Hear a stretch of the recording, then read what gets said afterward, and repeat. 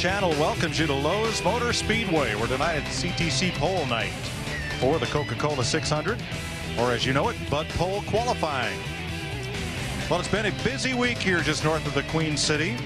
A lot of fans have stayed in town, visiting race shops and collecting souvenirs after last Saturday night's Nextel All-Star Challenge.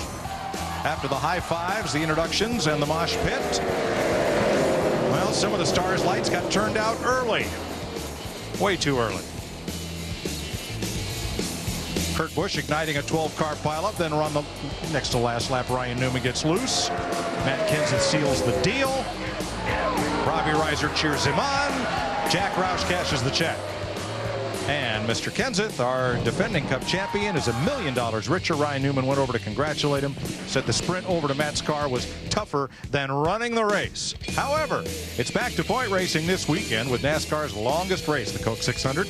Dale Jr. has a 40-point lead on the defending 600 champion, Jimmy Johnson, and his Hendrick teammate, four-time Cup champion, Jeff Gordon, 62 points back.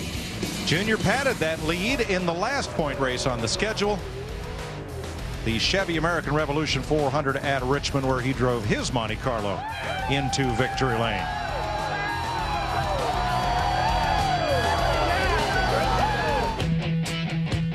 So today and tonight, as we have 52 cars, it's Budweiser Pole Award qualifying live on Speed Channel. Let us first have our birthday celebration and meet the birthday boy himself, Speedway Illustrated's Dick Berggren. Happy birthday, Dick. Yeah, had to do that, didn't you, Mike Joy? There's always pressure in qualifying, but tonight there's more pressure than usual. 52 cars practice, 52 cars will take time tonight, but only 43 are going to make the big show on Sunday afternoon. So for a lot of teams, the pressure is on, but none more than the teams in the back of the pack. The guys who absolutely don't have any provisionals, they have to qualify on time. Like Kevin LePage, who only took 3 laps this afternoon, 44th quickest. He has really got to step it up, and so do a bunch of others. It's going to be a fun qualifying session to see some of those guys can make it. Let's go to Matt Yoakum. Dick, it's not about pressure for Matt Kenseth. It's more about pride and big money. Roush Racing won 4 straight Coca-Cola 600 races and then saw their streak come to an end due to Jimmy Johnson's big month of May 1 year ago. That's exactly what Kenseth hopes to do this weekend. Put a period on the month of May, winning both the All-Star race, which paid $1 million, and capping off with his second Coca-Cola 600 victory. But Mike Joy, it all begins tonight with qualifying. We'll set the field for you next, and as Dick pointed out, 52 cars, that is a big field. Now, Darrell, you would have thought, you might think, have we had enough practice this week? I mean, we had the All-Star Challenge, we've had everything that's gone on here leading up to these pole runs. Is it enough? I want my crew chief buddy here to explain something to me. How can I come over and do all that practicing, all that testing, all that racing, and then I unload today, and I can't drive my car? What happened? Well, we'll practice all you want, but once again, the schedule here at Lowe's Motor Speedway is so unique. These guys practiced for 2 hours this afternoon, and the track temperature was over 130 degrees. By the time the last of these 52 cars go, the track temperature is probably going to cool down about 30 to 40 degrees, so it's going to drive different anyhow than it did in practice today. But the unique thing, 52 cars, the fastest 38 was separated only by 3/4 of a second. It has the makings of a very tight field. So as the sun turns to shade around about half of this racetrack, we'll go back down to Dick Berggren. Ryan Newman, and 21 poles in his young career, 3 of them here at Lowe's Motor Speedway. He won the pole for both races last year at Lowe's, holds the track record, second quick in practicing. You feel the pressure? No pressure. We're not got the ideal spot to go out and qualify here, but we've done it here before, so from this close to this spot, so we'll see what we can do. I had a feeling we might run like a 28.62. You got any idea what the significance of that would be? No, tell me. I think it's somebody's 62nd birthday this week. I'm stuck. I'm stuck. Good luck anyway, Ryan. Let's go to Matt. And the guy who practically owned the Lowe's Motor Speedway last May, Jimmy Johnson, 2 wins here in May and then a 3rd in the fall. And you started right where you left off, your first in practice. You got to like the fact you go out last. We couldn't ask for any more. Hopefully I'm able to do the job when the money's on the line and the pole's up for grabs. So, it's looking, it's stacked in our favor. Ryan goes early. Brian Vickers goes early. We go dead last. Hopefully everything's in line and we get this Lowe's Monte Carlo on the pole. Now, when you talk about how confident these guys are, what did you do to your crew chief, Chad Canales, after the final lap you ran on the racetrack during practice? Today went too smooth, and I needed to get under his skin a little bit, so I had the Goodyear guys write up a fake tire sheet that showed the car was all out of whack, and let him scratch his head for a little bit. So that was good. Then after that, we went and had a SpongeBob announcement. I'm going to race in the Busch Series this year in the fall race. It's going to be the SpongeBob 300, and I'll be in a SpongeBob car with a 48 on the side. So lots of exciting things today. And if I'm not mistaken, I saw Chad Knaus wearing the SpongeBob outfit last year sometime at some race. I can't say for sure that really happened, but I think it did. Guys?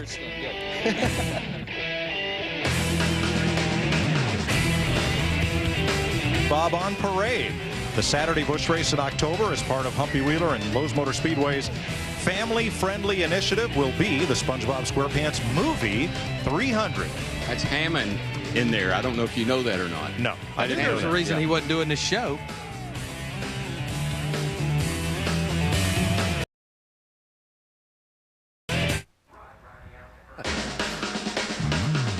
Speed Channel coverage of Budweiser pole qualifying from Lowe's Motor Speedway is brought to you by new M3 Power from Gillette. Feel the power of the world's best shave. By Stacker 2, the world's strongest fat burner. And by the 4,000 CarQuest Auto Parts stores across North America. You'll find it at CarQuest.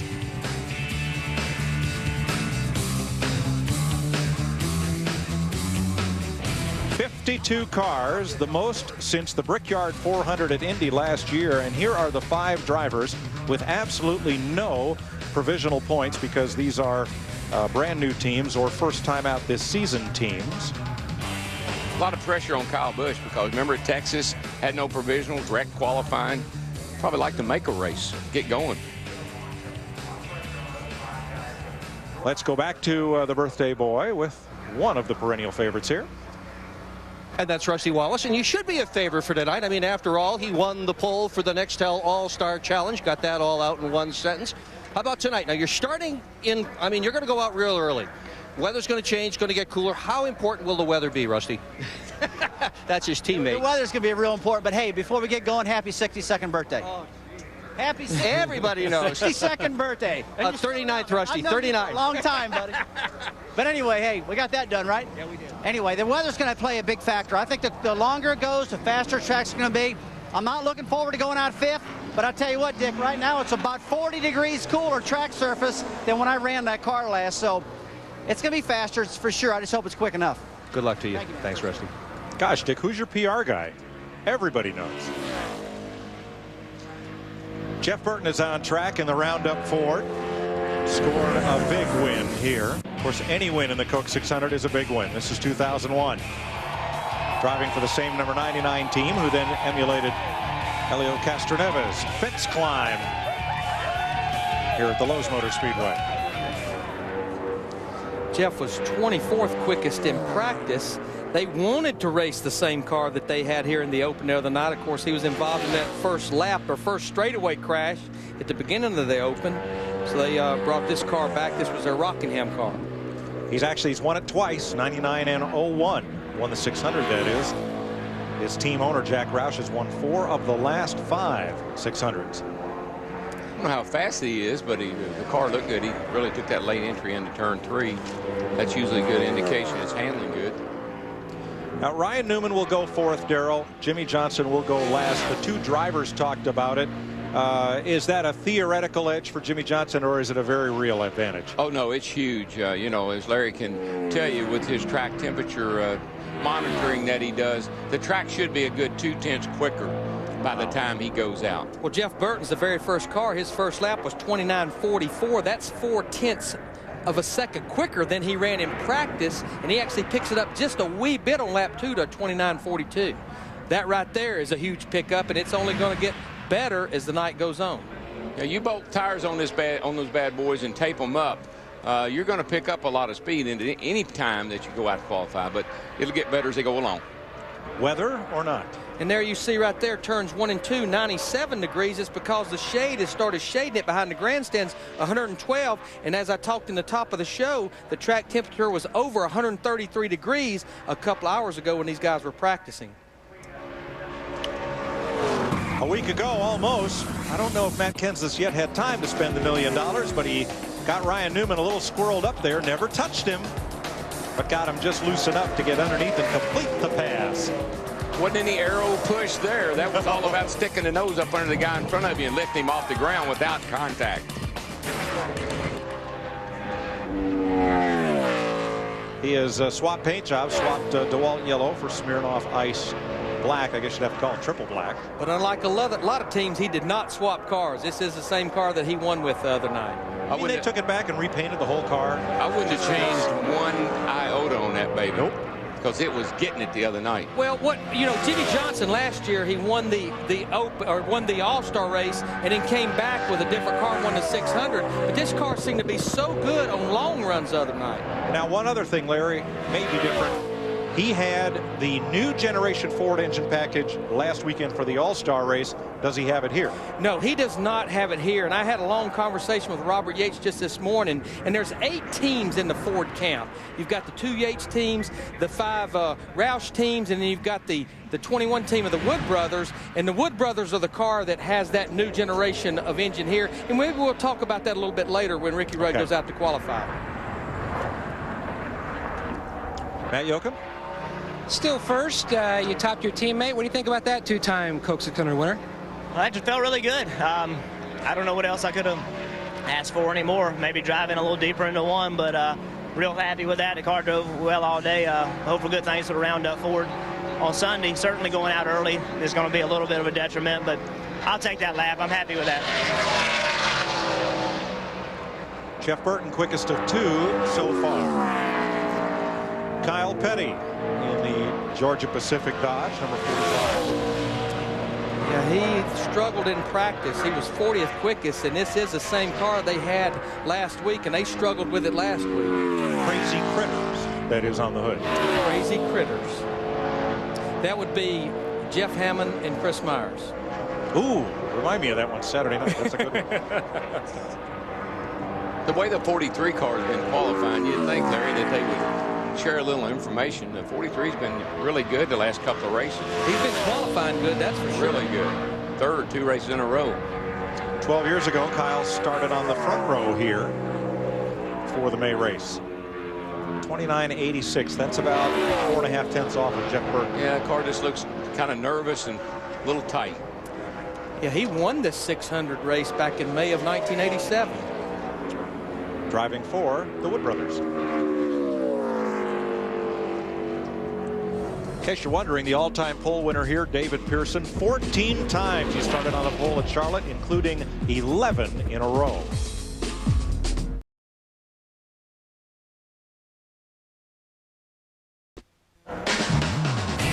Jeff Burton, Matt Kenseth, Kyle Petty, the 3 qualifiers so far, as the Rocket Ryan Newman, a 3-time pole sitter at Lowe's Motor Speedway, comes out. Did a little zig and zagging right there in 1 and 2. His time in practice was a 29.39. As you heard Dick Bergman talk, he is a track record holder here at 28.93. Woohoo! Man, he sailed her down into turn 3, though. He didn't leave nothing on the table. Looked pretty good to me. Good enough. 28.88. That's a new track record. That's a track record.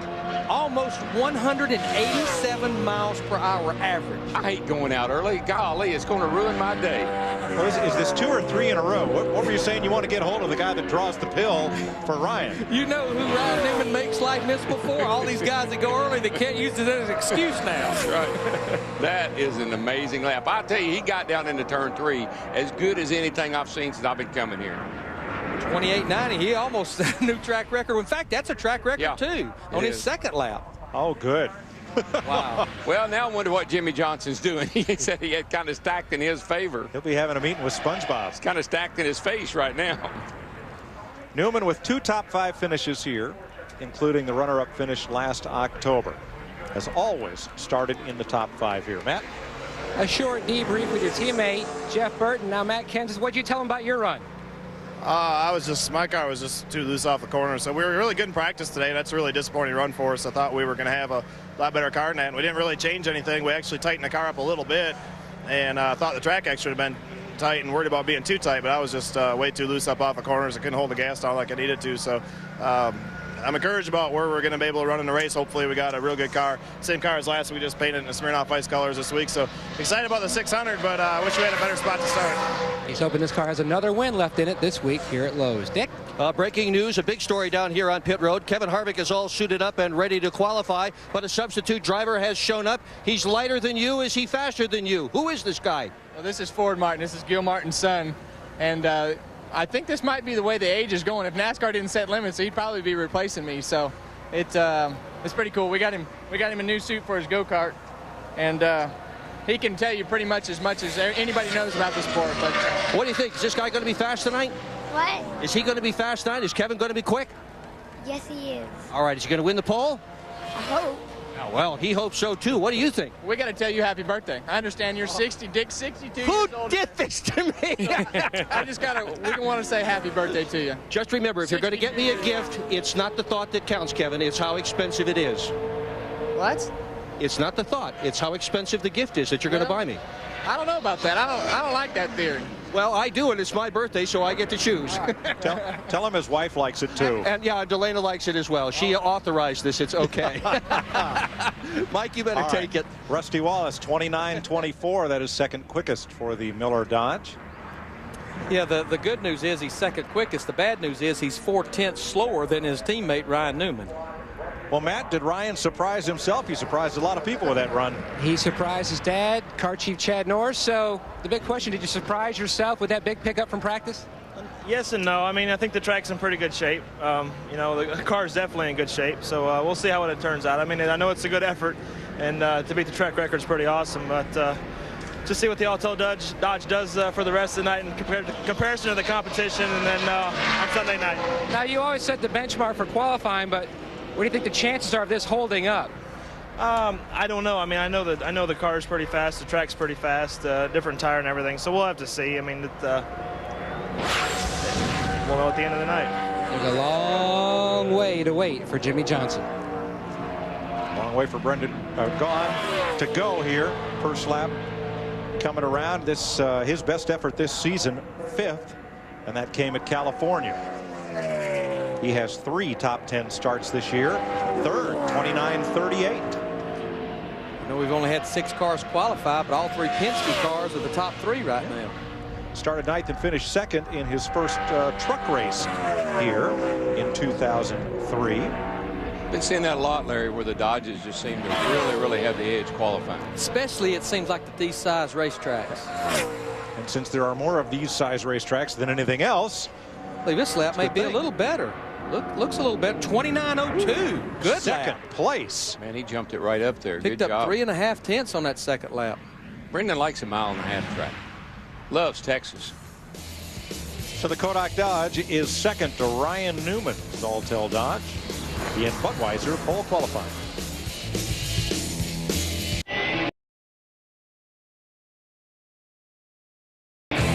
Welcome back to Lowe's Motor Speedway, where Andy Hillenberg in the commercial truck and trailer Ford will be the 7th driver to qualify. And he is 7th at 31.55. Andy, who runs Fast Track Driving School, headquartered just off the backstretch here, trying to make it in, and he'll just about have to get in on time. Is Brian Vickers sound asleep? Obviously, no one told him what Ryan Newman run yet. He wouldn't be asleep right now. Boy, the 80 car got way up. See, Brian was 3rd quickest in practice. Yeah, you mentioned that Fast Track Driving School that Andy runs. They used a lot of his drivers and cars in the Dale Earnhardt movie that's coming out. We met a fellow last night with a 700,000 mile 1970 Ford pickup that they used in the movie as well. Yeah. And it looked brand new. What they use it for, a prop? No, they had somebody driving it, you know, as a period vehicle. How many thousand miles? He said 700,000.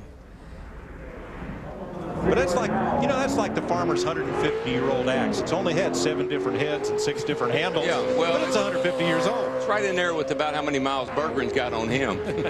Oh, not fair. Matt, help us out of this. You're on your own, Mike. But talk about Brendan Gaughan. You picked up 9/10. You're still high-fiving. You're still cheering everybody. A big pickup from practice. You know, the guys in the Kodak team have been working hard. And last week, we wish we could have got a couple laps of that open to really give us some practice. But we tricked ourselves in qualifying. We didn't want to out-trick ourselves. We knew we had some issues, but the weather might change it. Might not stay where it is. I mean, it's going to get real fast by the end of the night. But, man, that's just awesome. It'll keep the Kodak Dodge hopefully in the top 10. Right now, it's Penske, and Penske, the top 3. If excitement and the enthusiasm has anything to do with making a car go fast, he is fast every lap. He will. I love his attitude. Got to be worth a 10th or 2. Ricky Craven, when he started his Cup career and came here with Larry Hendrick's team, ripped off a 3rd-place start and then 2 seconds in his first 3 races here. In fact, 4 of his first 5 starts were 1st or 2nd row. First lap is 29.36. That's good enough for 4th quickest. He was 29th quickest in practice. You know, Merritt mentioned Larry Hendrick, former car owner in the Cup Series. He'll be the auctioneer Friday night at the Speedway Children's Charities Ball. Jeff Hammond auctioning off a fan experience at 5 off 5 on school, and a lot of neat things for the tuxedoed set to bid on there for a good cause. Wonder if they can bid on Dick Berggren's birthday cake. What do you think? It just goes on and on and on, doesn't it? The man who has won more poles than anybody else trying to win a pole tonight is Jeff Gordon. He has 7 of them here. What are your chances tonight, Jeff? Well, I don't know if we got a shot at the pole. We were off a little bit in practice. We were real tight. We just kept freeing it up. I think the car's there. But I just got to say hi to Robbie Loomis. We're missing him right now. He's with his mom where he needs to be, and we're going to try to put one on him. For those guys, our prayers are certainly out with down there with him, his family, and his mom. And let's see if we made the right adjustments here with Brian Weitzel and Steve Letard filling in for him. All right. Well, good luck tonight. Thank you. That team probably, Darrell, has the deepest bench of anybody in the garage. The names he mentioned could be a crew chief on any of these top teams. But they're there at Hendrick Motorsports backing up Robbie Loomis. Yeah, actually, Brian was the crew chief for a short period of time, and a sharp guy. Yeah, he's been there ever since this team started, and when Ray Evernham left there, they went to Martinsville. As you said, Brian Weitzel was the crew chief that day when they won that race. Another Hendrick car, Terry Labonte. A lot going on over at Hendrick Motorsports at the museum as they celebrate their 20th anniversary this week. Yeah, I was over there last night. They're going to, you know, all the drivers that have driven for Hendrick Motorsports are signing autographs. I was over there yesterday with Joe Nemechek, and I think Brian was over there, Vickers, and Kyle Busch came in. And I was there, and it was we had the Pepsi stage, really a lot of fun. He's just never had a driver that didn't win a race for him, has he? No, not that I'm aware of. Great cars, great people, and a lot of that just trickles down from Rick Hendrick. Terry Labonte, 6th fastest in the Kellogg's Got Milk Chevrolet, 29.43. Among those waiting to qualify, his younger brother, also a past Cup champion, Bobby.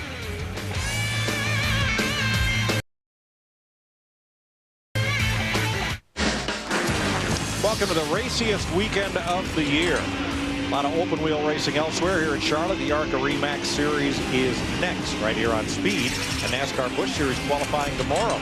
Then it's over to FX on Saturday for the CarQuest Auto Parts 300 and Nextel Cup. Final practice on Fox. The Coke 600 coverage begins 5 p.m. Eastern time. Make sure you flip over for 5 o'clock. The Coke 600 on Fox, and then we'll take you home here on Speed with NASCAR Victory Lane late Sunday evening. Hermie Savage's first lap was 30 flat. That makes him 9th quickest out of 10 cars. And with 52 cars here, Hermie could be one of those that could be in jeopardy. Yeah, they're 40th on the owner points list. So while he may not have to get in on time, it sure would be a bonus for Hermie. Dick Berggren. Step back with us for a moment to May 1995 in this very racetrack. Remember that night? Your very first ever win in the Winston Cup Series. Oh yeah, that was an exciting night, and you know, it was just one of those deals where we were running second to Schrader. Schrader blew up there with about 50 miles to go, 75 miles to go, I guess, and kind of found myself out front and beat Terry by a huge distance, but at that time, finished first and second. He finished second, and just a huge win. And Jeff Gordon remembers his very first Nextel Cup win, Winston Cup win. It was also here. A lot of first-time winners in this race, Mike. Well, he wants to say some more. Go ahead. Happy birthday. Obviously, somebody's about 5 steps ahead of Dick Berger. Bergie, let me say this about that. Who did this to me? If all the rest of us are going as strong at 62 as you are, and in that kind of shape, I mean, I will be very, very happy to be able to do what you're doing on Fox right now when I'm 62. And if there's ever been a man on television that enjoys his job, it's Dick Berger. Well, I'll certainly say all of that, and I've enjoyed every bit of it, and I'm looking forward to much, much more in the future. How many starts have you got, Dick? Well, I started doing the TV stuff, Darrell, back in 1981, and it's a good thing I haven't kept count of how many broadcasts I've done, because Chris Myers would tease me about it no end. How you doing? I did PA with him at Thompson Speedway in 1970. And we were both, well, we were out of college, and I think we announced the feature and then went to Boston for an evening in the combat zone. Bergie was the tour guide. Not everybody knows that story, and I probably shouldn't have told it. When I was Chinese food later at about 4 o'clock in the morning. Yeah, right. When I was listening to races on the radio, well, they used to throw to Dick over in the third turn, so I just wondered how long he'd been doing that. Kevin Harvick, 29.35. Second lap mirrors the first for the GM Goodwrench Chevrolet. That should make his substitute driver pretty happy, Ford Martin. Think. Yep. Pretty good lap. And right now he is the fastest Chevrolet.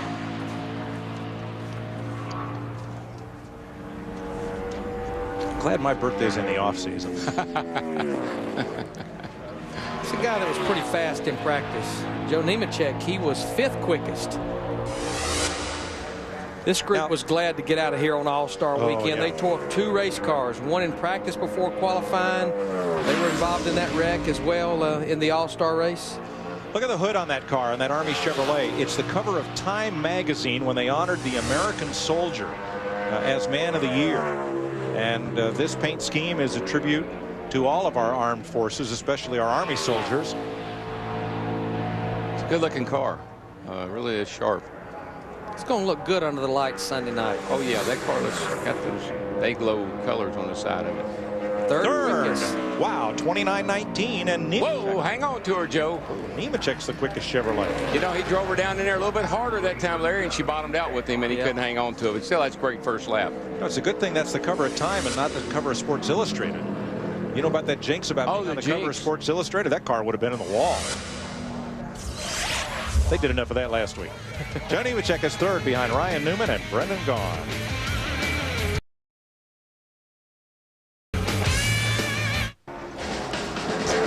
Welcome back to Lowe's Motor Speedway, where Brian Vickers, the GMACDietech.com Chevy, third in practice. He's our next qualifier. Whoa, he is second on the board, 28.99. He's using up the whole racetrack. I can tell you that. He was almost in the fence off of 2. I think he may have brushed it off of 4. But with a time like that, keep it coming. That's it, because we have seen some cars pick up a little bit on that second lap. I don't think we'll on this one. No. I think he's got his hands full on this second lap. Not looking too good here. Pole winner at Richmond, runner-up at Atlanta, second fastest on lap 1. Lap 2 is slower. Boy, he took a breath on that second one. Had to. Kind of bought down his interest rate coming off the corner there and came so close to the safer barrier. Here you see the track temperature down in turns 1 and 2, 94 degrees roughly, 106 degrees, so it just continues to come down. When we started qualifying, it was 95 degrees and 109 degrees, so it's come down 3 or 4 degrees, 13 cars into this qualifying session. But Vickers was one of the bigger bullets for Ryan Newman to dodge if he hopes to hold on to the pole. Matt? Kevin Harvick sitting in the 6th position. Now, you brought back the same race car that has a couple wins, the Brickyard and Chicago, the car you ran last week. Yeah, it's car 88. Chicago, that's where Mike Joy's from, right? I think he was born in Chicago, Illinois, if I'm not mistaken. I probably, we won't be around to see his 60th birthday in the off-season, will we? No, we're off by then. Tell him 6 years from now. Thanks a lot. You can tell him at the banquet, though. Yeah, I'll tell him happy birthday, happy 60th at the banquet. Yeah, okay. I think that AARP membership kicks in there.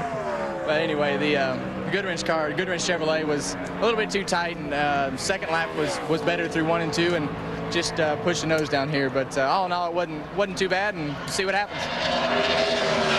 You just remind Harvick that the fella sitting to my right turned 60 a few years before I do, so he's got time to work on his... Now don't talk about Larry Mack like that. No, he's got time to work on his ad-libs. Hey, second place, Jeff Gordon, 28.88. 88. I mean, the same as... 4 1,000ths of a second difference from Ryan Newman. 8.85 to 8.89. And he's still coming, so, you know, we have seen a couple of 3 cars in practice pick up. Yeah, let's play 2. Well, the adjustments they made must have been the right ones, Robbie. I mean, guys, he picked up almost a second from practice, 9/10 of a second. It's been a battle, you know, here lately between he and Ryan for who's going to get the pole. And he did it. No, he didn't. He slowed down. I saw that 7.4, but he slowed down. Yeah, there was a 29. Yeah. Last 6 races, average finish of 4th with 2 victories, and that has moved him up to 3rd in the championship chase. Now, you want to talk about some numbers. If I ask you if who had the most top 5s here in the last 10 races, who had the most top 10s here in the last 10 races, who's led the most laps here in the last 10 races, who has the best average finish here in the last 10 races, who's gotten the most Nextel Cup points here in the last 10 races, well, then who would you think that'd be? Who are we looking at? The car Fatback works on. He has owned this joint. Bobby Labonte, that 18 car. You think Fatback's mad they put Shrek 2 on the other kid's car? Or did we wear him out on the Hulk last year? I don't know. Bobby was 15th quickest in practice at a 29.74. This is a type of racetrack he normally will reach down and pull one out during qualifying. Now, of course, this week the Shrek 2 movie is on Bobby Labonte's car. I saw it last night, and it is a hoot. Yeah. I loved it when they said they were in pursuit of a white Bronco. Did they really? Yeah. The donkey turned into a white stallion.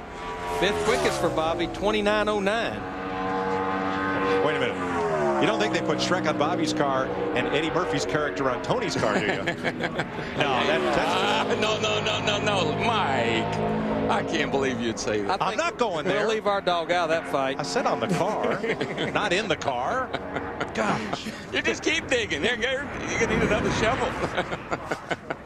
Not trying to. Stop, will you? Oh, by the way, Bobby Labonte is 5th with a 29.09.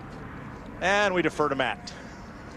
Brian Vickers currently 3rd. How would you describe that lap, Brian?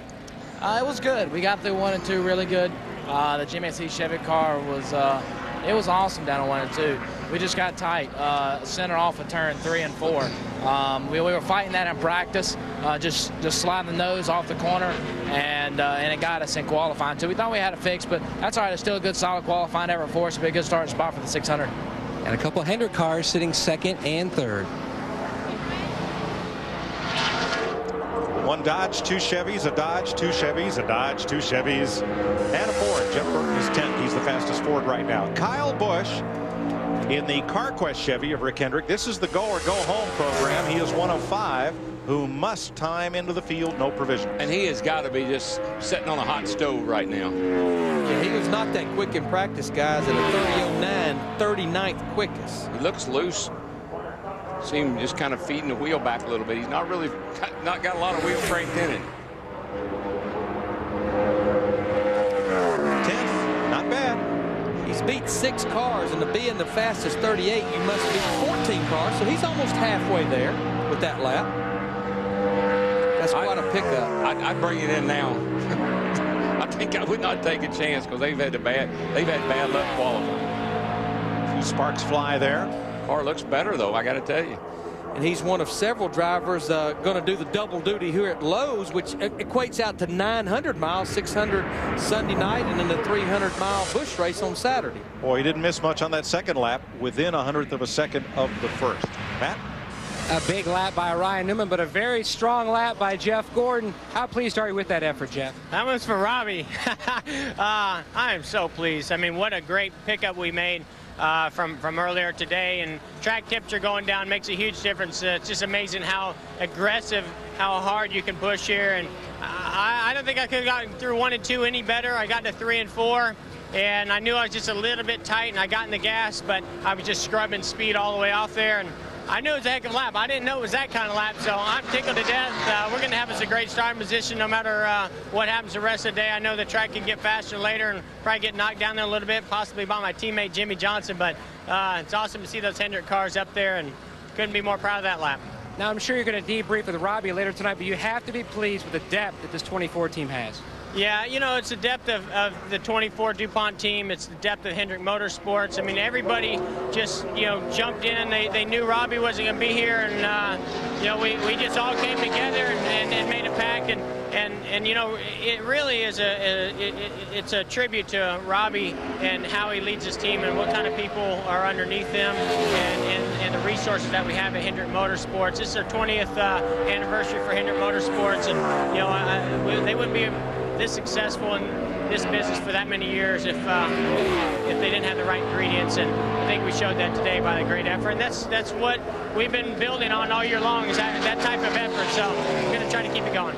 Count Jeff Gordon's another driver who scored their first Nextel Cup win here in the Coca-Cola 600. Thanks, Matt. Johnny Sauter, 29.62, first lap for the AOL Chevy. Lap 2 is just a little bit quicker, but Sauter is 14th.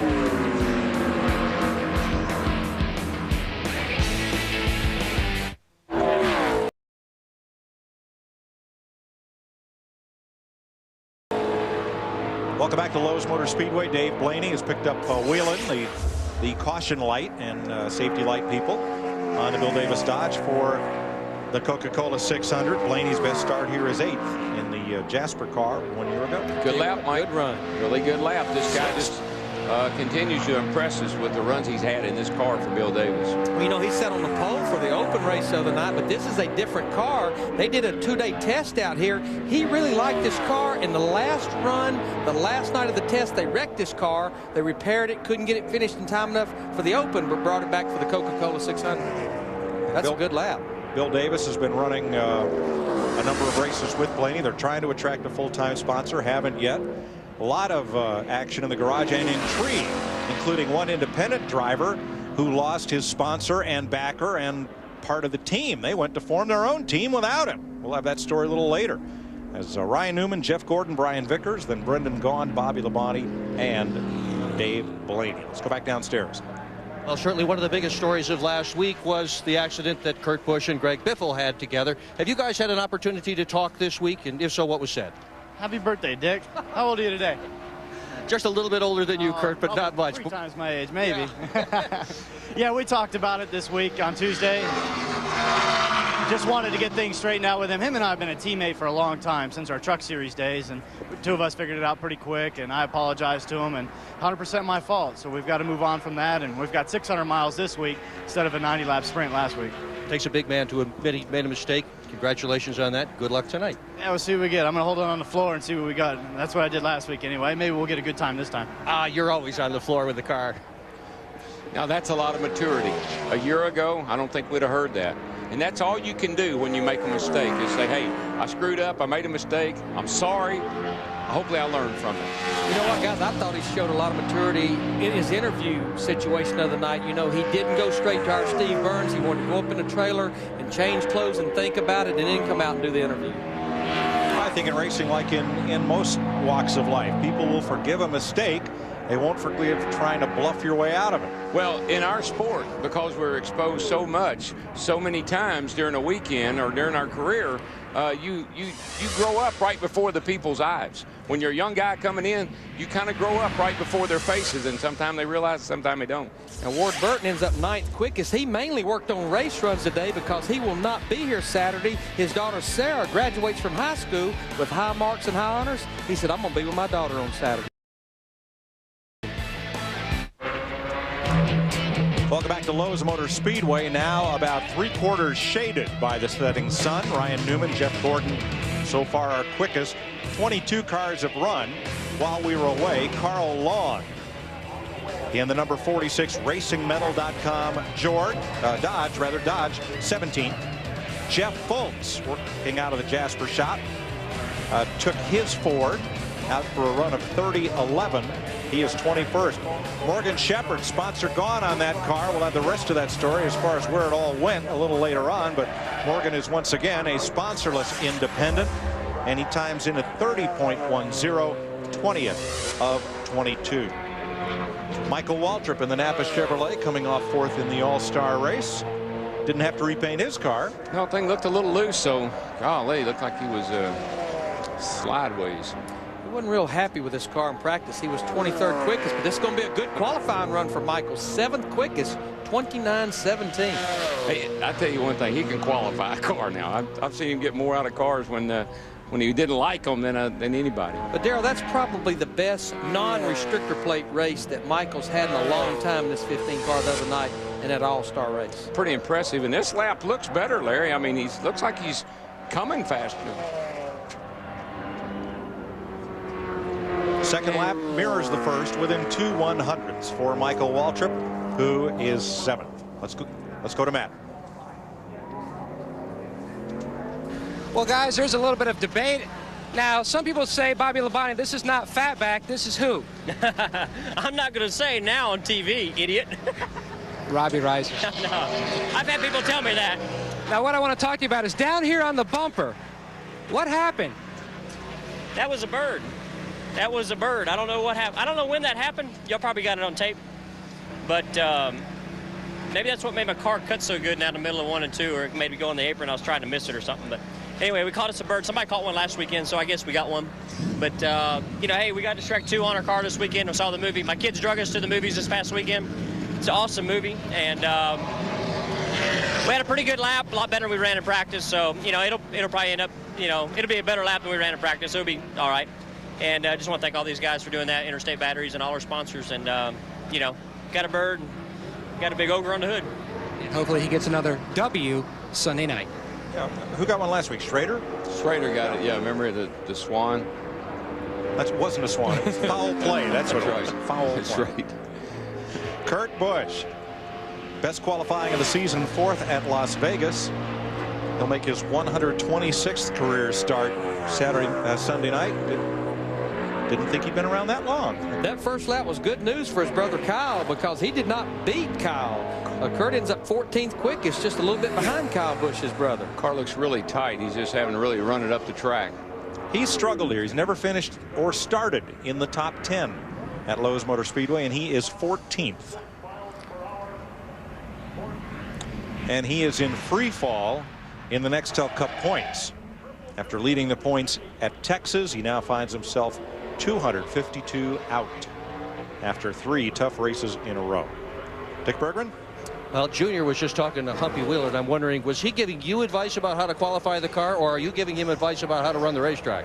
I was just trying to talk him back into bringing the jumping school bus back for the pre-race show. So I missed that. But we got a good car, and we had a good car today, and Humpy just, you know, he likes to come up and down pit road, check on everybody, see what everybody's up to. Good luck to you tonight. Thank you. You know, I know he wouldn't have to hunt long and hard to find anyone to drive that school bus. You know, Hammond would do it. Yeah, he'd volunteer for it. Well, at least he'd ride in it. Up on the hood. No. The truants always sit in the far back seat. Here's the Swan, Kenny Schrader. After the short track fans of America voted him into the Nextel All-Star Challenge last Saturday night. Struggled in practice. They were 43rd quickest. Speaking of birthdays, Kenny will be celebrating his 49th birthday this weekend. Asked him how he felt about being the elder statesman of the Cup drivers, and first he said not too good, but then he said, but I guess I'm still doing it, so that's pretty good, isn't it? Yes, it is. He had a run here of 12 straight races starting in the top 10 that included 2 poles and 2 outside poles when he drove for Rick Hendrick. Yeah, they were pretty tough here in late 80s, early 90s. Got a win here and always finished up in the top 5. Yeah, the Hendrick cars have just been great here since they started. Rick put so much effort into this race. It's almost his Daytona 500. Kenny Schrader is 18th with a 29.55.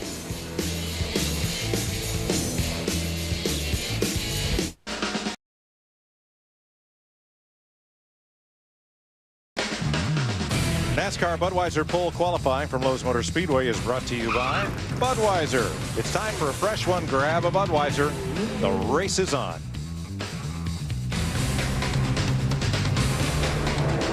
Derek Cope racing for Arnold Development. The next qualifier, this is the Bennett Lane Winery Dodge. Do you have any of that at the wine room? We haven't had any at the wine room. We had some samples, and it's pretty good stuff. 29.49 for Derek Cope. That is 18th quickest.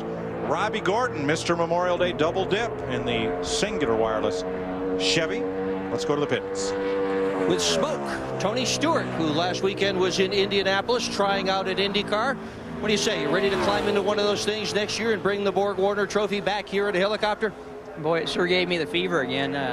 I can still fit in one of them things pretty easy, so I don't know. You never know. It was nice to go up there. I got to see all my friends up there. Had a bunch of people that we were all going up there just to meet and hang out in my suite up there at Indy, but it was neat to go in the garage and see a bunch of the guys that were on my team when I ran back there, and just was a fun weekend. It ended up being pretty busy on Sunday, though. Be more fun if you got to drive, though, wouldn't it? Yeah, if nothing else, if I could have ran 8 or 10 laps, but, you know, it wasn't to be. But, you know, it was nice to see AJ up there at Indy again, and just to hang around and be a part of it up there was pretty exciting. So, I don't know. The only other thing that would really excite me is to see a neat broadcaster that's 62 years old today be able to go to Knoxville, Iowa, and run the Masters or Legends race up there in a wing sprint car this year. And nothing would please a 62-year-old broadcaster more than get back behind the wheel of a sprint car and go. I'll work on that. Okay, thanks, Tony. Mike, Dick, that sounds like a deal in the making, because I know Tony has a bunch of those sprint cars. Yeah, and I could wreck them real good too. No, go on up there. We'll bring cameras. That'd be a blast. It would. I would love to do that. Just love to do it one time at Knoxville. You know, you run wide open at that place. Don't lift at all. And I've never run a racetrack where you can run wide open all the way around. I'd love to do that. Dr. Dirt rides again. Robbie Gordon, 29.31. He will do the Memorial Day double, the Indy 500 and the Coke 600. Elliott Sadler in the pedigree Ford for Robert Yates. And I still think it's kind of ironic that Robbie Gordon goes to Indy to qualify last week, and he has to take a time he's not happy with because he's got to get back to Richmond to make the drivers meeting because he qualified 6th and he didn't want to start in the back. He ran 1 lap, cut out a tire, and ended up in the back. Yep. Well, you know, can't quit your day job. Poor guy. I felt so sorry for him. But Robbie said he would welcome Tony Stewart as a teammate next year at Indy for the 500.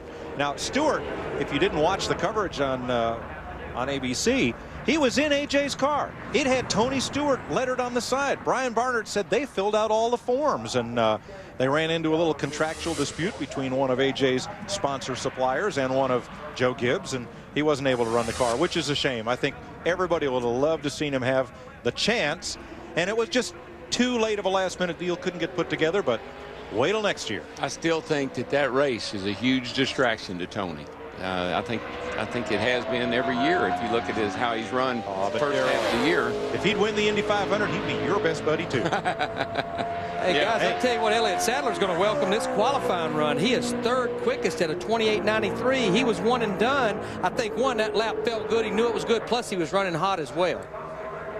Scott Wimmer next in the Bill Davis Cat Dodge, and now Elliott Sadler also does not have the new Ford engine package here. He had it at Richmond, had it in the All-Star race, but not this weekend. Yeah, he was actually the first Ford to run the new cylinder head engine at Richmond, and they actually had a problem with the motor in practice. They put another one of the new style engines in the car to race. But yeah, the Fords, as we watched Scott Wimmer make his qualifying run, the Fords in the All-Star race that did not have the new engine was Ricky Rudd, Greg Biffle, and Jeff Burton. And as I spoke earlier, I talked to Robert Yates. He said he just knows, he's excited about this new engine package. He knows it's going to be better. They need to get about an 800-mile weekend on it, which is going to be the perfect weekend to do this. And he said by no means is Ricky Rudd and that group being a guinea pig. He said he knows it's going to be better, but you have to be aggressive with gear. They're looking to turn these engines over 9,800 RPMs. Wow.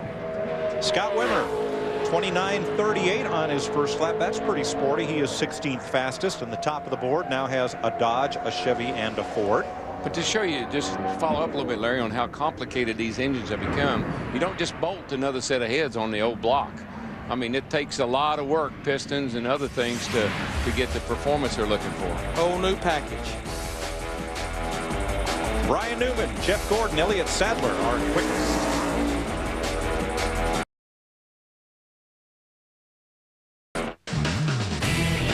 Brian Newman is quickest. here at Lowe's Motor Speedway. Jeffrey Bodine has just completed his run. He's in the Lucas Oil Ford again this week. 30.03 for the two-time pole winner here. Jeffrey has one victory here in 36 starts and 2 poles and 11 Busch races. Dale Earnhardt Jr. next up. Finished 25th here in 2001 in the Coke 600. Finished 35th here 2 years ago after getting up and into the barrier. And last year, same song, even worse, 41st. Had brake problems, as you can see right here, and it's not, even though it's home, it's not been kind to him. It's not been a great race for Dale Jr. the last 3 years.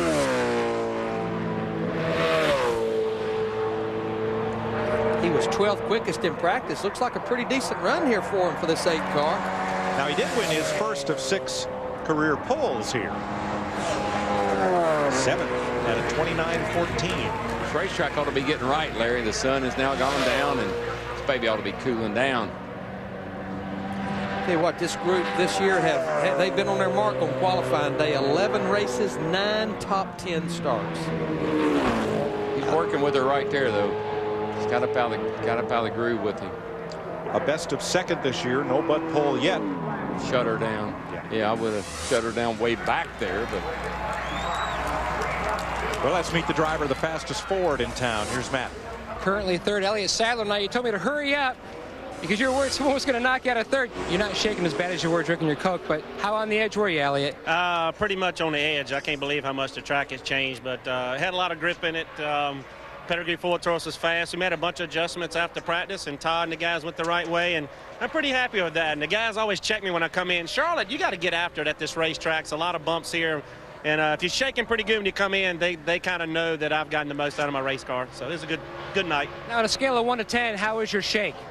About 8.5 to 9. Had to pretty much wait till halfway around the track before I could give Todd all the feedback he wanted to have. I had to tell him wait a second, but I love racetracks like this where you can just give it all you got, let it hang out on the edge, and hope you bring it back in one piece. That's just gets my adrenaline going. I love it, and it's cool. It's nighttime. You see the cameras flashing. It's fun time here at Lowe's right now. Well, he's currently 3rd, but another fast guy's on the racetrack, Mike, and that's the 42 car. Jamie McMurray in his 2nd Cup start. He started 5th and won here, and he was sitting in for Sterling Marlin, and that launched his Cup career. You heard Elliott Sadler talking about the grip in the racetrack. Just look at the track temperature right there, and the reason turn 3 and 4 has come down a lot more than 1 and 2. Remember, even when we started, 1 and 2 was shaded, but now 3 and 4 is getting the shade. There's no sun on 3 and 4 as well. McMurray up against the rev limiter with 2 front row starts this year, Rockingham and Martinsville. Had a great race here the other night with he and Jeremy Mayfield. Sterling ended up winning the Open, but boy, that was quite a show at the end of the race. He's going to be 14th with a 29.33. First lap will be the lap of record for McMurray.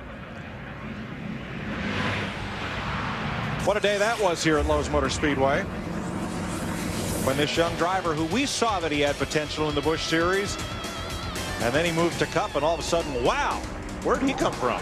And I tell you, those last 100 laps, he didn't bobble. He made no mistakes. He hit his mark almost every corner of every lap with the victory lane.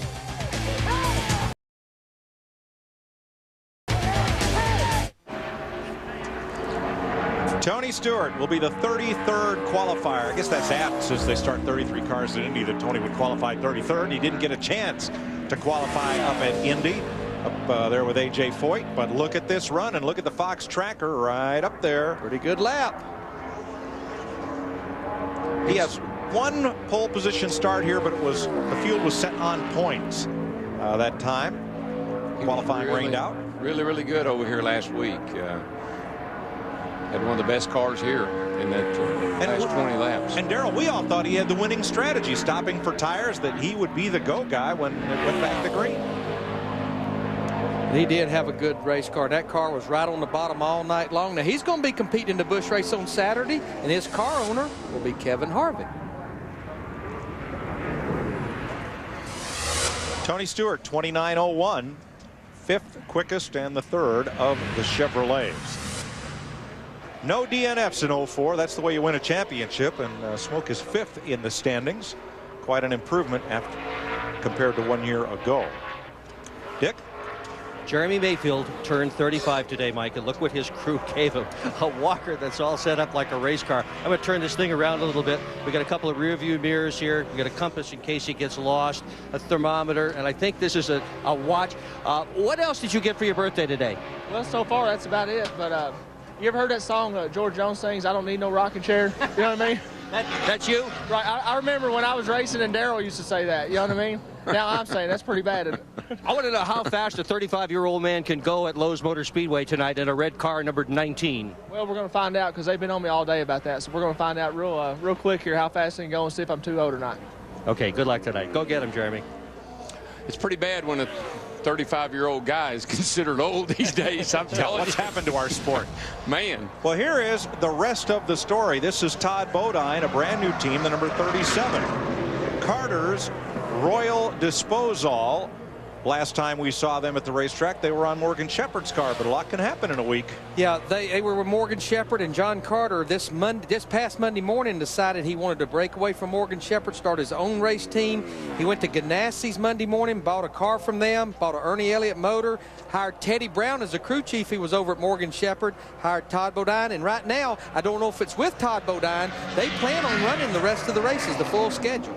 Wow, you don't see a lot of startup teams in the month of May here. It's another reason why we have 52 cars here, though. First lap for Todd, 29.64. Because this is a brand new team, they will also have to make this race on time. They have not yet earned any provisional starts. Matt? Tony Stewart just climbed from his race car. Now, Smoke, before qualifying, you and Zippy had a long talk about which way to go. Did you go the right way? We went the right way, just didn't go enough, but still a good job for these Home Depot guys.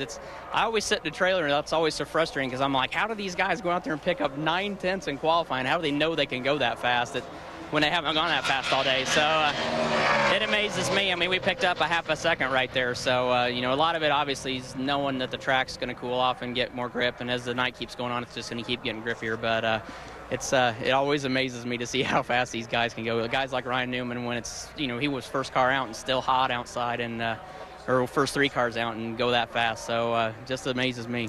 Real quick, Kid Rock, Kevin Harvick, big weekend on Saturday.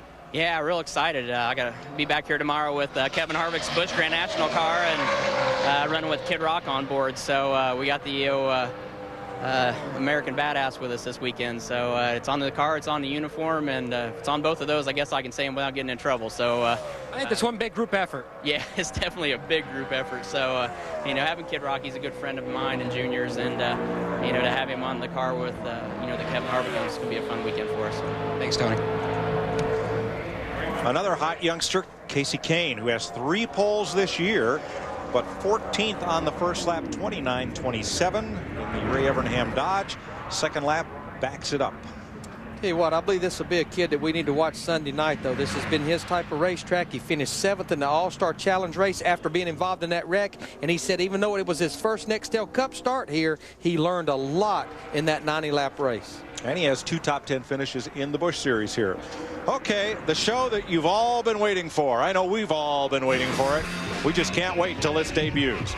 June 9th, one obsessed fan will compete for a shot with a date with a professional racer. See just how far these fans are willing to go to win a date on I Want to Date a Race Car Driver. Network premiere, Wednesday, June 9th, 8 p.m. Eastern, 9 p.m. Pacific, exclusively on Speed Channel. Is Dick Bergman one of those candidates? Or contestants? Or is he one of the drivers? Which is it? As the Cheerios Dodge of Jeff Green takes to the racetrack. Which is it, Dick? I hope it says one of the drivers, because I think my wife would not appreciate the other side of that deal. Bad call. Yeah.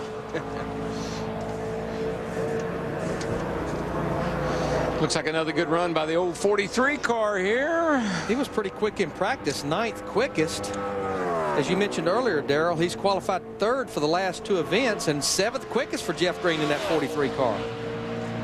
Started 4th here for Gary Bechtel in 1997. They got qualifying figured out, I'll tell you that. I know they tested over here, and all throughout the 2-day test, he was definitely one of the quickest cars. This again this week, this is the Great American Bake Sale Dodge. 7th at a 29.06. The next lap was almost 2/10 slower.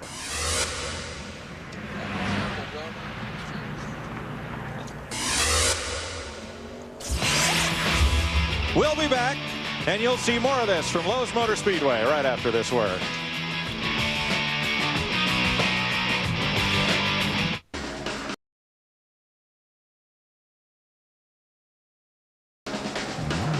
Greg Biffle in the National Guard Ford is our 37th driver to qualify. 2 Cup appearances here, and he's looking for his first top 20 start at Lowe's Motor Speedway. He did win the Busch race here last October. One thing we need to note, talked about the go or go home group. Kyle Busch in that 84 car, he is locked into the field now. He has beat more than 16 cars. He will also carry a SpongeBob paint scheme in the Busch race come October. Patrick Starr, SpongeBob's buddy, his at McMahon, his cohort. You've had to figure all these characters out. Hey, it's Hammond and Chris Myers if you want to know who it is. I got Scott and Katie at home keeping me up on all the SpongeBob stuff. Greg Biffle, 22nd with a 29.39. He's the second fastest Ford. Dick? Sterling Marlin was really quick last week. He won the Nextel Open, looked good in the other race, in the big one, until kabang, the big crash. But now you've brought a different car than that one, as fast as that was, but this is a good car too. 2 wins, 2 different drivers. How did you settle on this one rather than that one? This is a car we won Charlotte with fall of 2001 or 2. I don't know what year it was. Jamie won the next year. It's been a good car for us. Had it at Texas this year and qualified good with it and led a good bit. But we run race runs most of the day and made one stab at qualifying. And it's you went back and looked at the track timer from last week and it looks like it's a little bit better than the car last week. So hopefully we can dodge everything and get the little Coors Light Dodge victory lane. All right, good luck with it. Thanks. Speaking of dodging things, here's the Ray Evernham Dodge Dealers Dodge. Jeremy Mayfield. This is definitely one of the bullets that Ryan Newman should be watching because he was 4th quickest in practice. And now the entire track is in shade and the lights begin to come on. I don't know, Larry. I mean, he's 35 years old. Yeah. Think about that. Wish I was. And look how it's already getting late. Well, let's see if we're keeping him up. 16th, 29.28 for Mayfield. They're going to grease up the old Walker when he gets out of the car. Adjust the mirrors on it. That's right. His GPS isn't working either. I don't know if they didn't try to sell Dick that Walker. Good thing. Dick's already got one. Dick had put a wing on it. Jeremy made his very first career start here in October of 1993 at Lowe's Motor Speedway. If he picks it up on his second lap, picks it up a little bit, moves up to 13th quickest at a 29.22. Of course, he was only 24 then. Yeah. That's 38 cars that have been under the qualifying clock, so we'll now begin the bumping process. Same car that he ran the other night. Team had to work awfully hard to get this car back out after it being involved in that crash. You know, Darrell, and you'll relate to this, I think. Dale Jarrett in the 88 car, they came out here and tested, and he said they put every type of data acquisition on the car they could put on there because he said you're going through these corners so fast, it's almost hard for the driver to even tell you what the car's doing. He said, look at the data and tell me what it's doing. Yeah, because like you said, you get around here so quickly. All you can do is focus, concentrate on your driving. You can't. You don't have a lot of time. You're looking at the gauges, or they always say, "How much RPM did you lose in the turn?" I do what? Whoa, we got a handful of wheel there. The UPS Ford. Got a big autograph session tomorrow up at his business, Dale Jarrett Inc. on Route 70, right at the Newton Hickory line there, pretty much. We talk about unique schedules. Another part of the unique schedule is qualifying's tonight. The Nextel Cup garage is completely closed tomorrow. It's silent. It's dark, as we call it. And then they pick back up on the regular schedule Saturday with the 2 final practices. So if the Cup garage is closed tomorrow, it's going to be pretty noisy up there in Cocktail Cove, would you guess? I'd say probably so, but it'll be very noisy here because everything happens with the Busch cars tomorrow, including qualifying that you can see on speed. Dale Jarrett 25th, 29.41, right in a dense pack of Fords there with Greg Biffle, Kurt Busch, and Jeff Burton. On Saturday, DJ will be in the Hollywood Hotel during our coverage of the Busch race. And tomorrow, just FYI, I'm judging the Boogity Brownie contest tomorrow. And then I'm going to host the driver's wife's auxiliary at the Wachovia Atrium. Fashion show. Fashion show. With all your fashion sense? A boogity brownie contest? Oh, yeah, they're good.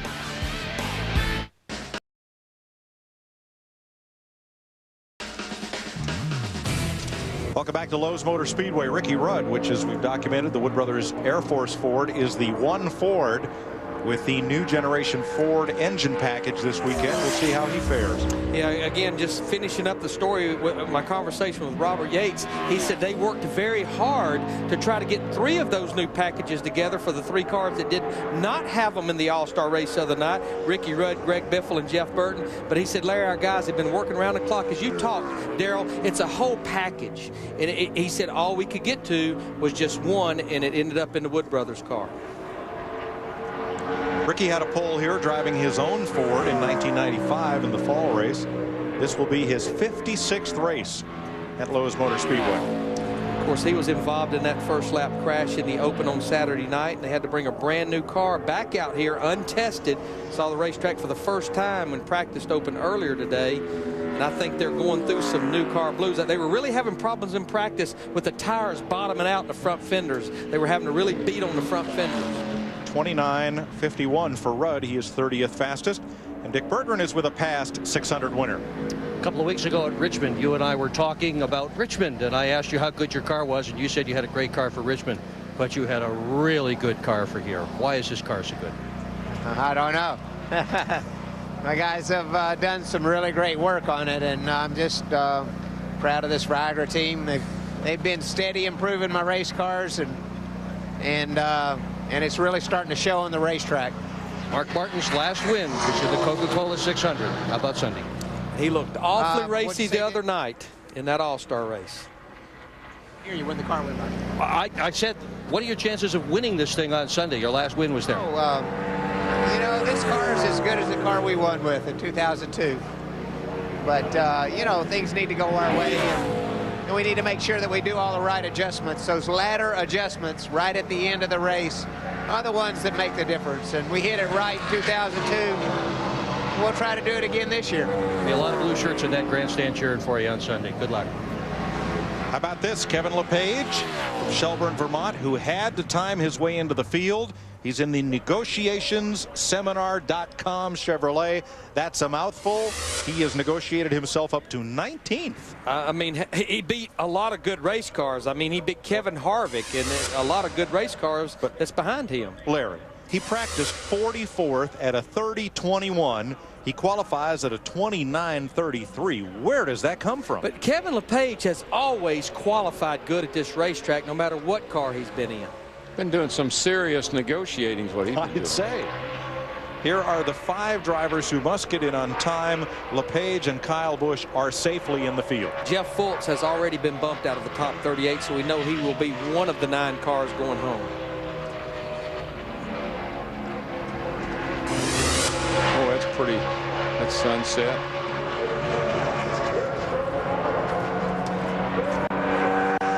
Coors Light Marines Dodge for Sterling Marlin. This will be his 47th race at Lowe's Motor Speedway. He was 19th quickest in practice. Sporting the Marines paint scheme. This is one of 4 races that they're going to run this paint scheme. I think Sterling was a presenter at the American Country Music Awards Wednesday night, last night out in Las Vegas. I think he was supposed to be. I didn't watch the whole show, so I'm not sure. We are hearing that he did. He was one of the presenters out there. He ends up 29th quickest on his first lap, 29.44. Pretty neat to honor the Marines on Memorial Day weekend. I think as much as we enjoy stock car racing and have fun celebrating this sport of speed, we should never forget the sacrifice and the time that many folks have spent in service to our country so that we can enjoy these freedoms. 29th fastest for Sterling. Second lap is 6/100 slower. That bumps Jeffrey Bodine out of the top 38, along with Morgan Shepherd, Jeff Fultz, and Andy Hillenberg. Oh, that was quick. It was quick. That sun is sinking. Of course, that's a good sight for people like Jimmy Johnson, Mark Martin, John Andretti. And there you see it. It just continues to drop. Now we're down to 89 degrees in 1 and 2 and 96 degrees. Just look at the difference from where we started to where we are now in turns 3 and 4, because as you said, Mike, the sun is completely gone now and the entire racetrack is almost in darkness. We said a lot of stories today, a lot of news. This is Steve Park, who has been racing for the Gawns in the Craftsman Truck Series. And this is the Jim Smith #7, a car that has been full-time on the Cup circuit until this season, making just selected starts. I think they were at Richmond 2 weeks ago. That was with Dave Blaney, and they actually plan on running Dover next week with Dave Blaney, but they struggled in practice, Mike. They were only 45th quickest. Right now he's 35th quickest on that first lap, 29.64. Once again, one of the cars with 52 cars here that could be very borderline. Yeah, way down the list, 47th in owner points. The Ultra Motorsports Dodge. Looks like a better lap. Of course, you know, ooh, that didn't look good right there. And you know that's all that's there. I mean, Steve he's a heck of a qualifier. He slows down about 3/10 on lap 2. So 29.64, 35th, and that's going to be borderline. Bye-bye, son. See you in the morning. Hello, Moon. No, don't go away. We'll be right back. No, it's good night, Moon. Yes.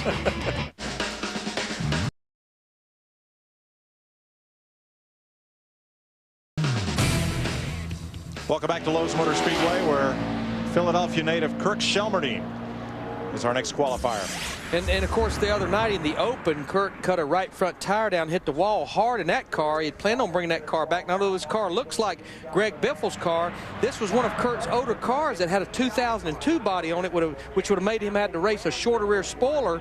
So he needed an 03 body or 04 body. He went to Roush Racing. They pointed to a body that had been cut off of a car that was out in the field. He said weeds was growing up through the windshield opening. So he bought the body, put it on this race car, just barely got it finished. He said they were very careful not to disturb the paint scheme because they didn't have time to paint this car. You've got to be kidding. That's a story. Larry Mack's always got a story. From out of the weeds. 30.47, though, is not going to get Kirk in this field. He does pick up a provisional this week because of the attempts that he has made, but don't know if he'll get a chance to use it.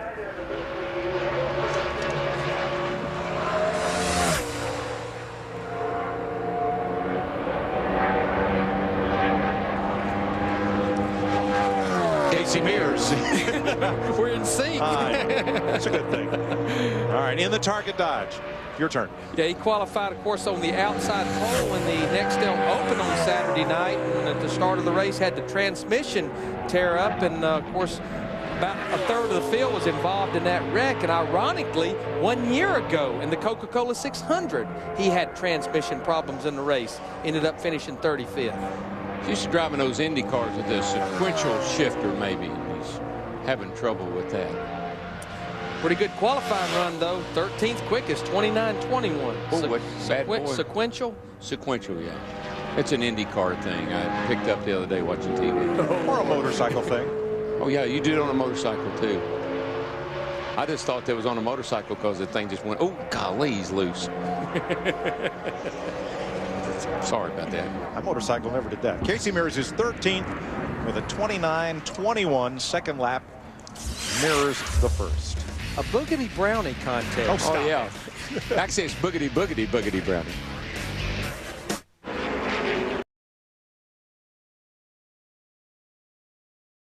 Welcome back to Lowe's Motor Speedway, where Ryan Newman, car 12, is our fastest qualifier, but the scoreboard instead chooses to honor Dick Berggren's birthday with 62 on top of the board. Jeff Gordon second, Elliott Sadler third. Way to go, Dick. Got your own #1 spot on the scoreboard. Anyhow, while we were away, Stanton Barrett in the Husqvarna Chevrolet timed in 42nd, so that will likely not give him a spot in the Coke 600. And the 09 will be driven by Bobby Hamilton Jr. on Sunday night, but because he had a prior commitment to Team Marines, his Busch team, that he couldn't get out of for this evening. Shane Meal behind the wheel, and he puts that car in the show.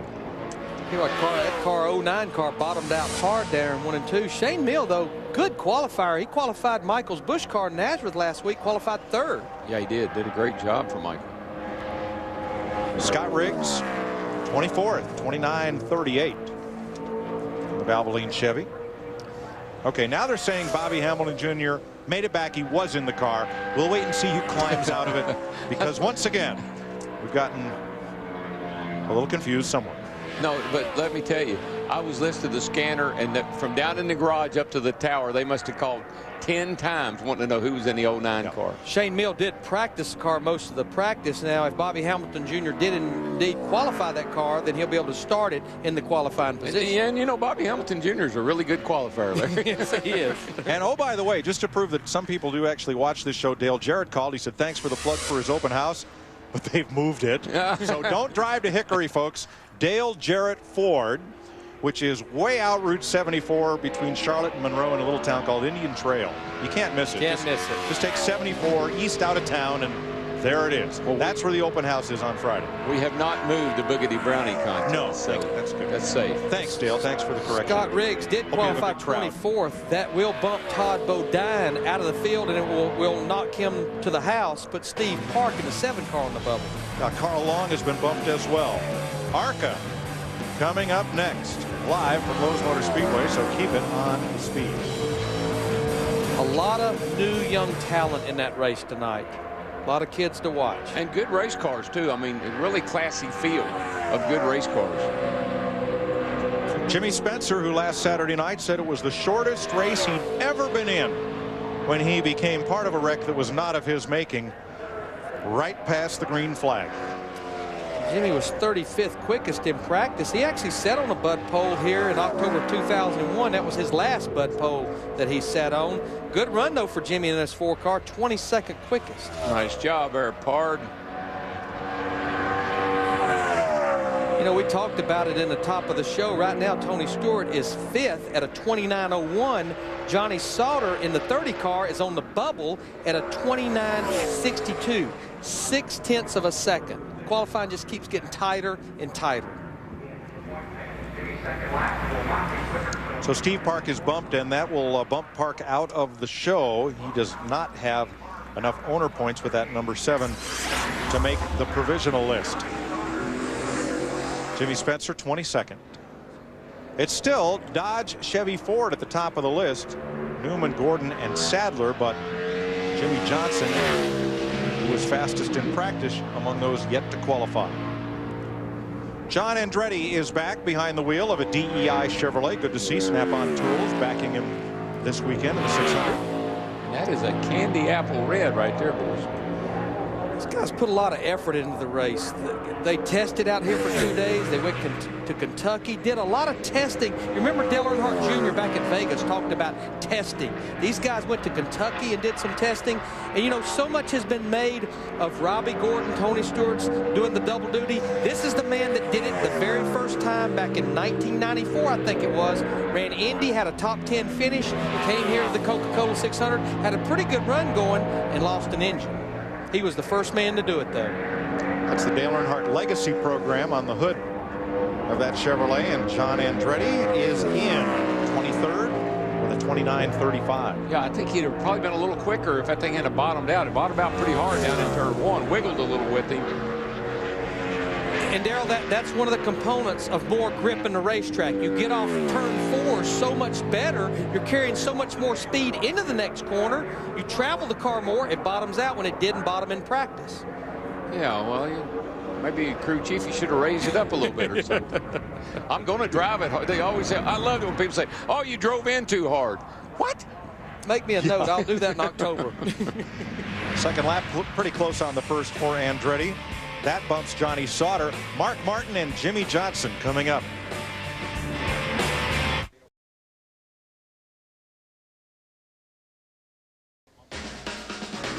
Speed Channel's coverage of NASCAR Budweiser pole qualifying from Lowe's Motor Speedway is brought to you by YJ Stinger, the extreme energy drink. Catch the buzz, feel the sting.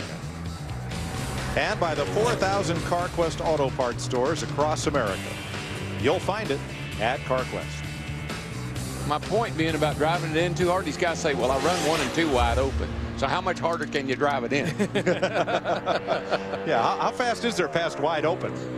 Let's see. Niagara Ford.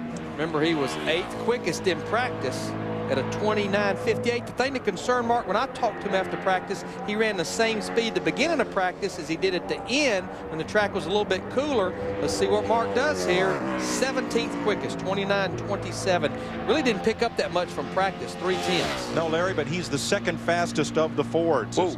See a little overflow there? Yeah, shooting out a little water there. Not unusual for the Fords. Not unusual for the Roush cars. They got that overflow pipe right up there on the windshield where you can see it. And that's exactly why they have it there. A lot of times, you talked about it a while ago, driver looking at his gauges, he won't see the water temperatures going up, but he'll see that water on that right side of that windshield. Second lap, same as the first, within hundredths. So Mark is 17th. Elliott Sadler is the quickest Ford. Mark has 4 wins here, 15 top 5s, and look at all the laps he's led. All right, boys. Last win for Mark Martin right here. A scene that could well replay itself this Sunday night. The man was on a mission those last 50 or 75 laps.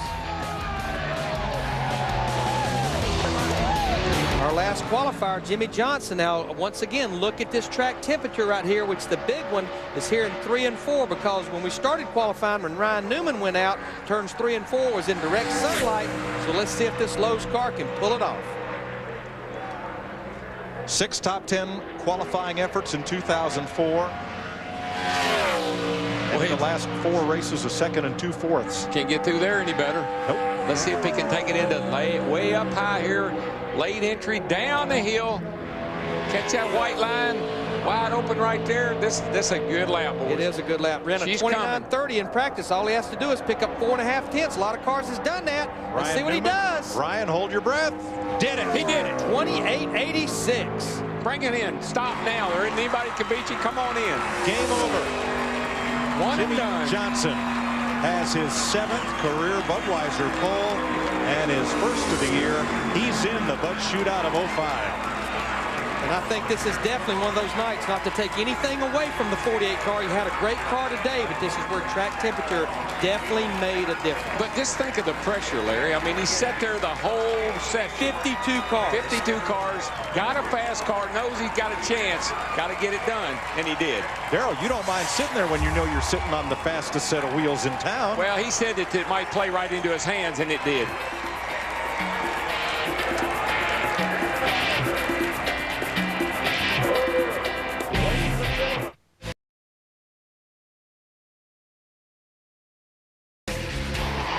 And the last shall be first. Jimmy Johnson gets his first Budweiser pole of the season, the defending champion of the Coke 600.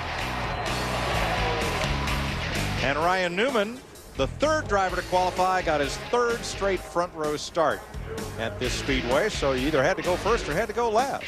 Matt Yoakum. Last year, Jimmy Johnson started 37th and won. Now, how nervous were you? I was nervous. That's a long wait, and Ryan and Jeff and everybody put up some strong numbers at the beginning, so happy to be here. I mean, I'm shaking. That was a pretty loose race car. I expected it to tighten up a little more than what it did. But awesome for the Slows team. Can't say enough about my guys, everybody at Hendrick Motorsports. I want to say hi to Rick. He's at home, feeling a little under the weather, so I hope you're doing well, boss, and Papa Joe as well. And one other thing, Ann Alexander, Blaze Alexander's mother, is in the hospital, and just want to wish her the best and tell her we miss her and hope to see her soon. So just an awesome night for us.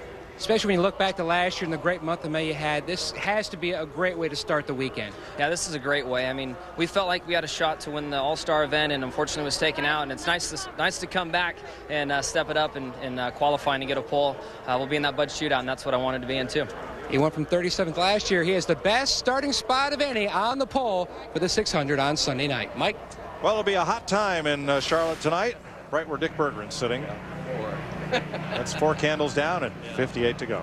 Blow out, Dick. Blow out. Here's the way they'll line up.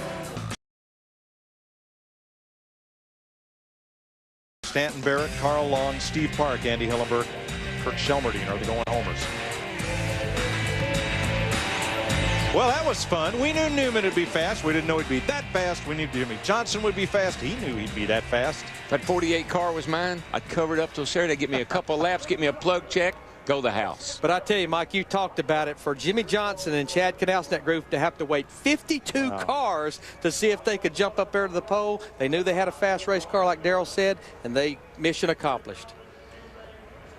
Big weekend of racing. Of course, the Indy 500, followed by the Coke 600 over here. But next, Bobby Dillner and Dan Pardos will bring you the ARCA Remax Series. And then Busch Series qualifying tomorrow at 1:30. On Saturday, switch over to FX, the CarQuest Auto Parts 300 and NASCAR Nextel Cup practice. And after you watch the Indy 500, be on Fox, 5 p.m. Eastern Time for the Coke 600.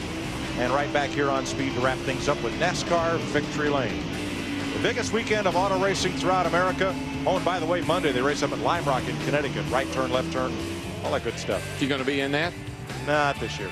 I'm going to be here with you. Paul Newman going to be in that? Be in here. Probably. I'll be here with you eating brownies. Nick Berggren going to be in that. Well, they could be.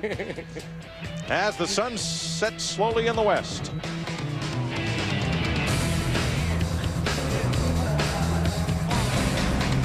Ryan Newman held it for most of the session, but in the end, it was Jimmy Johnson, defending champ of the Coke 600, the buck pole winner at Lowe's Motor Speedway.